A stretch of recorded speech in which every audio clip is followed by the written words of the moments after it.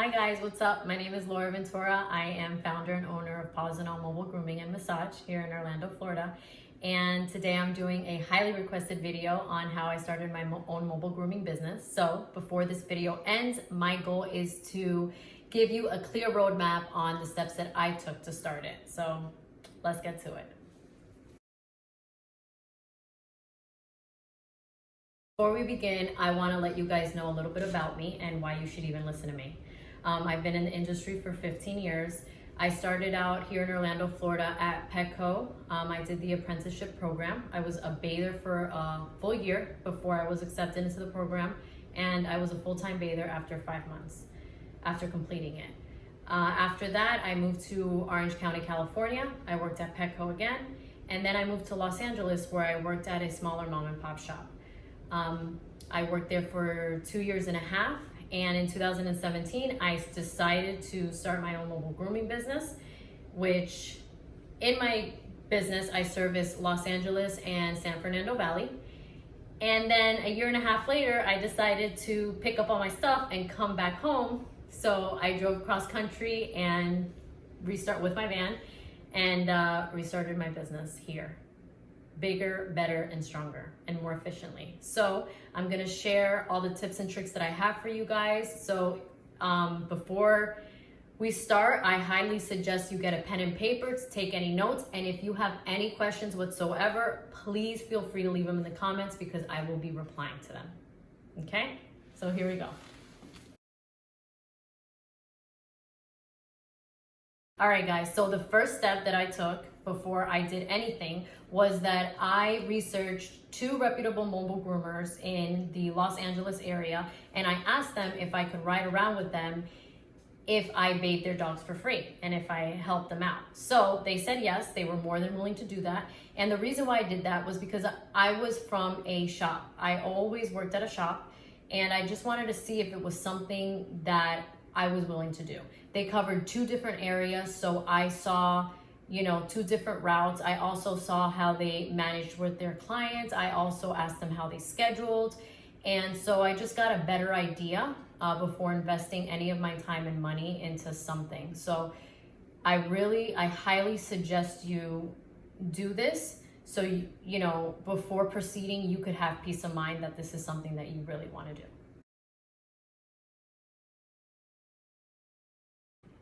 The second step that I took was I sat myself down with a pencil and paper and I sketched out my roadmap to success, which is what? My business plan. Even though I didn't show this to any banks, this was for me to understand who I was, what my mission statement was, what my target audience was, what kind of dogs I wanted to do, how many days I wanted to work. And I'm really thinking about doing a video just on this because it's just, there's so much to it, but I think it's very important for you to sit down and really sketch this out because you need to understand who you are and what your value is and what you're gonna be offering and what services you're gonna be offering. So what my suggestion to you is, and I'll put some links in the description, but my suggestion to you is go online, get a business plan template and start filling that out to the best of your ability. And you'll see things just really come to life. Also, writing things down has power, so I really advise you not to skip this step and just do the work first. All right?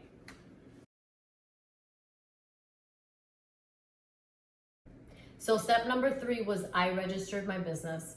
I educated myself on all the different entities that I was able to register my business as in California, and I went ahead and did so.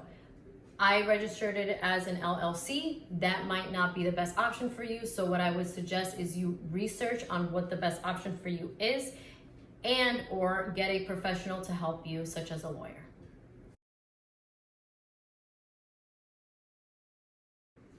The next step that I took is that I got clear on what I wanted. You could either get a van or you could get a trailer. I went with the van.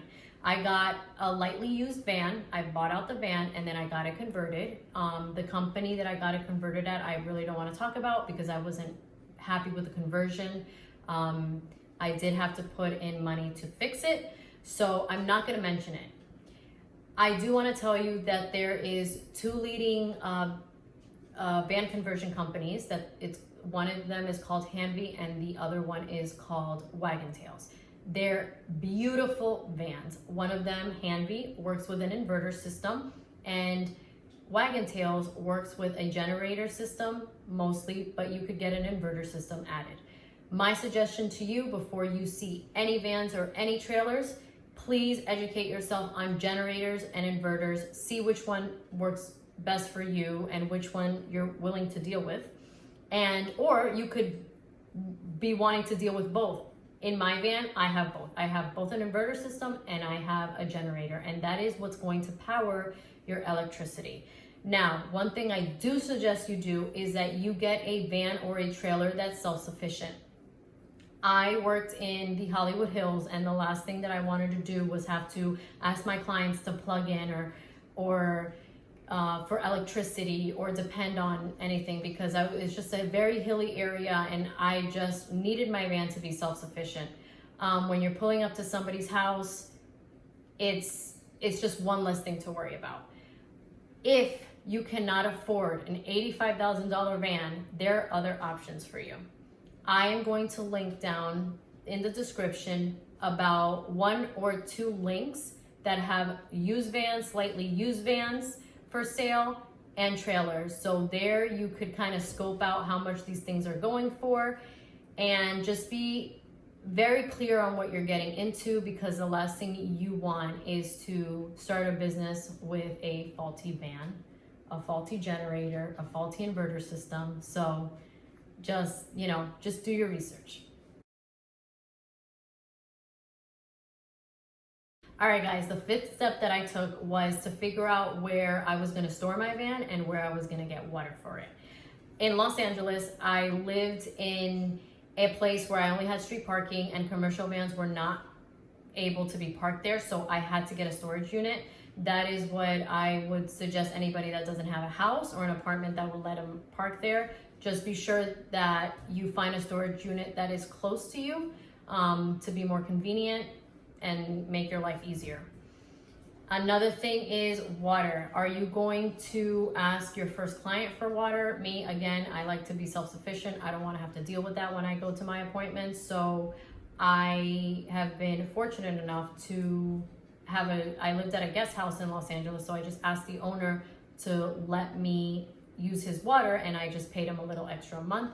And now I live in Orlando, Florida. I do live in an apartment building, so I run to my mom's house, get some water, fill it up there, and pay her a monthly. So that's an option too.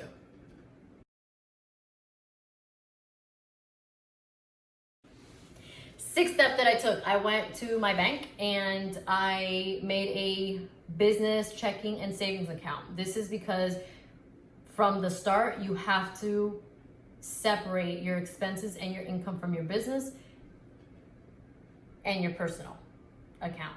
It's just going to make your life easier when taxes come, and it's just you have to start organized, and it's also going to allow you to see what's coming in and what's coming out. And I will be doing another video on this topic because I really think it's important on mobile groomers or groomers learning how to save money, spend money, invest money. So I will be talking about the nitty-gritty of that in another video. All right, guys, so the 7th step that I took is that I went and sat down and I wrote down all my expenses to the best of my knowledge. Maybe at this time you are waiting to hear back from the bank to approve you for the loan for your van, or you're collecting the money to put a down payment. Just try to crunch numbers, because you just want to see how much your expenses are going to be and kind of ballpark your income, just to see what you're looking at, so you're not going into this blindly. So it's really important. Jot down your expenses. Your expenses are your storage, your water if you have to pay anybody extra, gas, tolls if you have any, supplies, shampoos, insurance, okay? So again, we'll be doing a finance video which will break all of this down, but right now, literally just sit down with yourself, and what you're trying to see is how much you're going to be spending versus how much you're going to be making.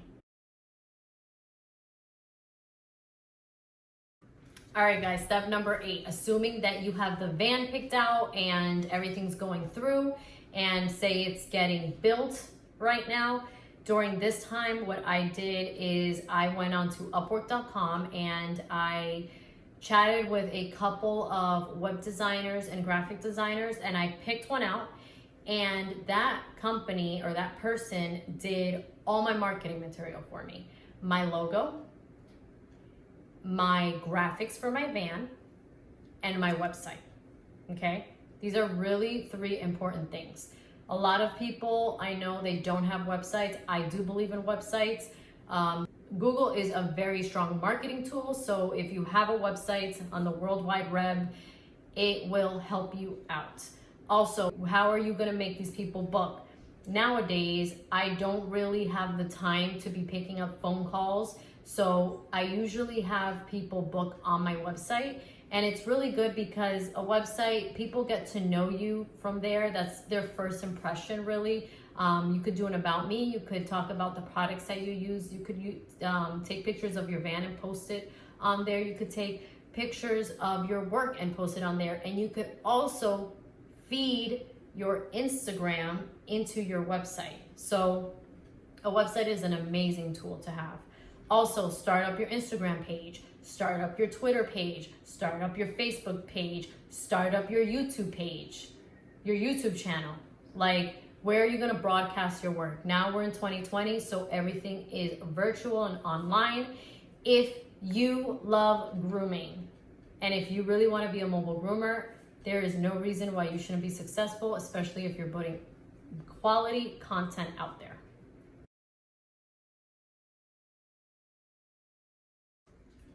All right, the 9th step before your van gets here. Pet insurance, really important, okay? People are trusting us with their babies. Pet insurance is really important because it will cover you if anything, God forbid, were to happen to an animal under your care. Some people have it, some people don't. I have it through Hartford Insurance. I've heard about other types of insurances out there. I will suggest you to do your research to see which one fits your needs.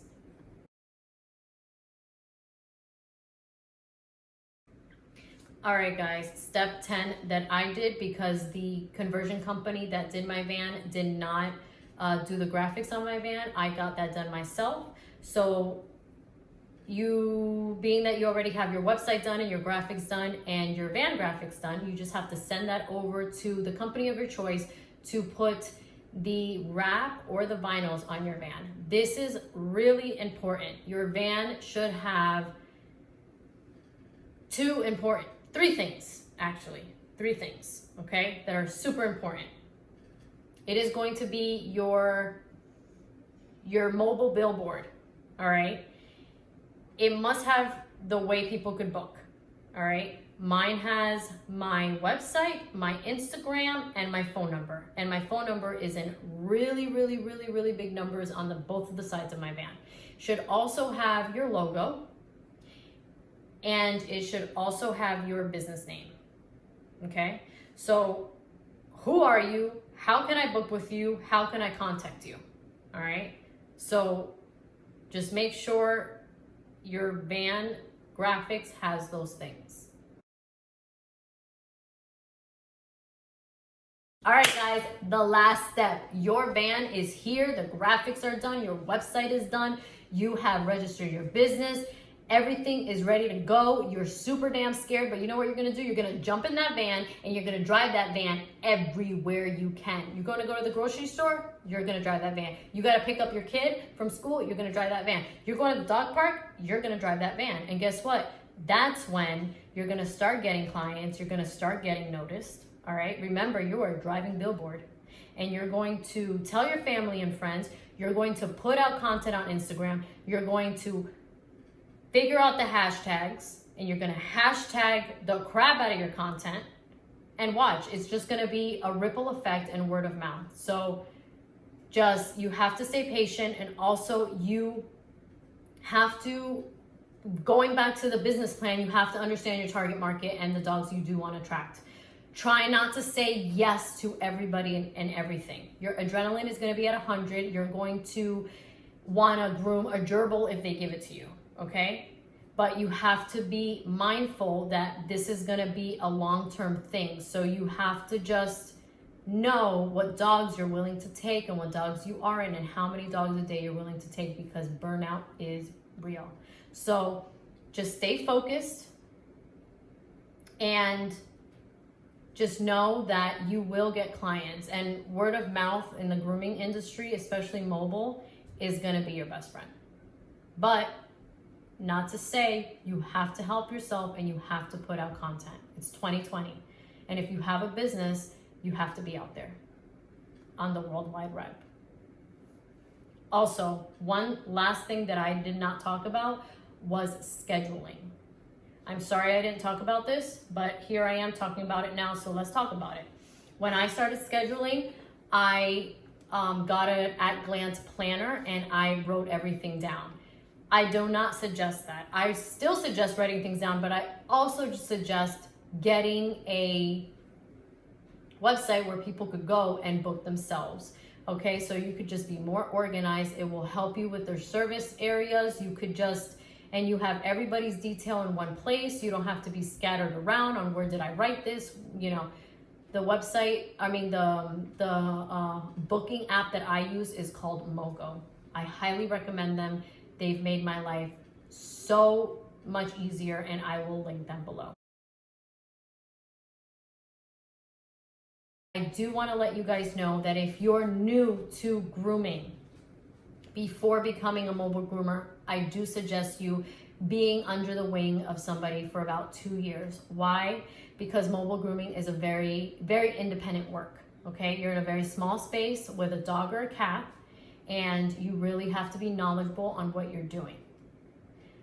To just, you know, avoid mistakes, avoid problems, avoid headaches. So if you're going to school for grooming, amazing. I can't wait for you to get out there, but just be under somebody for 2 years. And then I would say that you'd be ready to go on your own. Thank you guys so much, and thank you in advance for all the comments or questions that you might have for me. If you enjoyed this video or learned something new, please don't forget to subscribe or like. I will be sharing other videos like this, so I wouldn't want you to miss out. And I just want to let you guys know that because of the world's climate right now, mobile grooming is skyrocketing, and this is because pet parents want their pet service in a fast, efficient, safe manner in front of their doorstep. So if you're thinking about going into this venture, the moment is now, and I am here to guide you through. So again, thank you so much, and I really appreciate your time. Take care. Bye.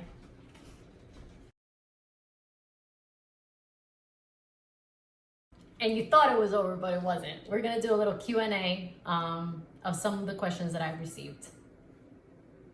All right, first question. How did you build your clientele? I built my clientele in LA. I already had a clientele that was following me from a shop. So when I transferred over to mobile, they just found me. I did not reach out to them at all. They were just able to find me. When I moved to Orlando, I did use Google AdWords for a little bit until I got the things rolling. And again, just like how I stated in my video, I would ride around with my van, go to dog parks, and also Instagram is a great tool. What are the benefits of mobile versus shop? In a mobile, I feel like you don't have too much going on. It's just you and the pet. It's very just personalized attention. And I just feel like if you're very sensitive to noise, or if you don't like a busy shop, mobile is great because you could just really just put your music on. Nobody's gonna go up to you telling you to check a dog in. The phone's not gonna be ringing. So it's just really peaceful. And also shops have hours versus mobile. You make your hours, and when you don't want to work, you just park your van up, and that's that. How did you go about acquiring the mobile van? Did you use a company that focuses on mobile grooming vans, or brought the van separately and then had the grooming equipment installed? Well, as I said in this video, I did use a company that specializes in building mobile grooming vans. They actually were in charge of buying the van for me, so they bought my van in an auction and then converted it later on. Did the business success take off right away, or did it take time for you to grow? I think in Los Angeles, within 3 months, I was fully booked. Fully booked as in like every week I just had something coming in. So every day I had about 5 to 6 dogs on my schedule. And after about a year, I closed my books and I was not accepting any new clients. Here in Orlando, it took about 5 to 6 months for me to be fully booked, only because I started brand new and I didn't have any previous clients here. What pet insurance did you use or recommend? I use Hartford, and I've heard that there are other ones that are really good, but Hartford has worked for me. Fortunately, I have not had to use the pet insurance, but yeah. How long before you had the whole business set up and ready to start? I registered and started my business plan in January, and in June 2nd was the first dog that I did. So that was back in 2017. So that's 6 months. So in 6 months, I bought the van and did all of the steps that I told you guys in this video today. What website did you use to start up your business? I use Upwork.com, and I researched a graphic designer there that went ahead and took that off of my hands. Yeah, it might be, it might be a little bit on the pricey side, but the last thing that I wanted to do was deal with a website and coding and figuring that out. So what advice would you have wanted to hear before starting the business that would help future people like myself? Some advice that I would have liked to hear was that you don't have to take every dog that calls you. You don't have to take every animal that calls you. Your adrenaline, again, is going to be at 100 when you start, but you have to remember to slow down. You have to remember that burnout is real, and you have to remember self-care. Also, take your days off. Take 2 or 3 days off. Grooming is a very physical and mentally exhausted job, especially when you're on your own and you're doing everything for yourself. So just pace yourself, take it easy, see how many dogs you need to do in a day, really get organized with your scheduling. Get a scheduling app like Mogo. It'll just make your life 10 times easier. And listen, always have money saved up, because things might go wrong. And you know what? Don't freak out if you have a bad week and something happens and your van is in the shop for something and you have to reschedule clients. It is not the end of the world. You will make those clients. You'll make it up to those clients, and yeah. So that's it for the Q&A, guys. Thank you so much.